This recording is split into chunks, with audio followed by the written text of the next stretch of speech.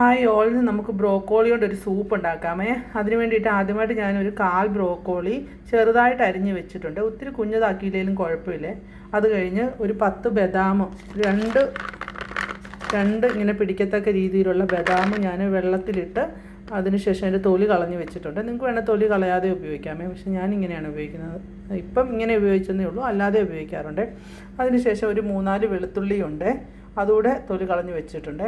അതിനുശേഷം ഒരു പാത്രം വെച്ച് കൊടുത്തിട്ടുണ്ട്. അതിനകത്തോട്ട് ഒരു 1/4 ടീസ്പൂൺ നെയ്യ് ഇട്ട് കൊടുക്കുവാണേ.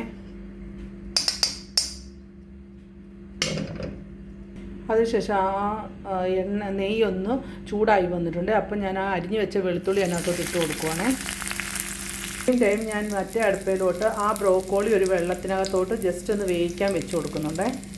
നമ്മുടെ ബ്രോക്കോളി ഒന്ന് വെന്ത് വന്നിട്ടുണ്ട്. അപ്പം ഞാൻ തീ ഓഫ് ചെയ്തിട്ട് ഒന്ന് സ്റ്റെയിൻ ചെയ്തെടുക്കുവാണേ. പക്ഷേ ആ വെള്ളം ഞാൻ കളയുന്നില്ല.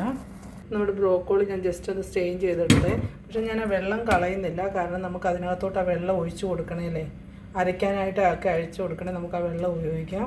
ശേഷം നമ്മുടെ ബ്രോക്കോളി വെളുത്തുള്ളി മൂപ്പിച്ച് വെച്ചിരുന്ന വെളുത്തുള്ളിയും കൂടെ ഞാൻ ഈ മിക്സിയുടെ ജാറിലോട്ട് ഇട്ട് കൊടുക്കുന്നുണ്ട്. അതിനുശേഷം നമ്മൾ വെള്ളത്തിലിട്ട ബദാമില്ലേ, അതുകൂടി ഇട്ട് കൊടുക്കുവാണേ. നമ്മൾ സ്റ്റെയിൻ ചെയ്ത് വെച്ച ആ വെള്ളം ഇല്ലേ, അത് ഞാൻ ഇച്ചിരി ഒഴിച്ച് കൊടുക്കുന്നുണ്ട്.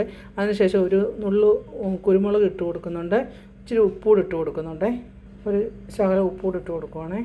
ബ്രോക്കോളി നന്നായി ഒന്ന് അരച്ച് വെച്ചിട്ടുണ്ട്. അതിനുശേഷം പാത്രത്തിലോട്ട് ഇച്ചിരി നെയ്യ് ഒഴിച്ച് കൊടുത്തിട്ട് മുമ്പിലത്തെ ബദാമിൽ ഞാൻ 4-5 മാറ്റി വെച്ചായിരുന്നു, അതിൽ 3-4 ഇട്ട് കൊടുക്കുന്നുണ്ട്. ബ്രൗൺ നിറമായ ബദാമിലോട് നമ്മൾ അരച്ച് വെച്ചതായി ഇട്ട് കൊടുക്കുന്നുണ്ട്, ഒഴിച്ച് കൊടുക്കുന്നുണ്ട്.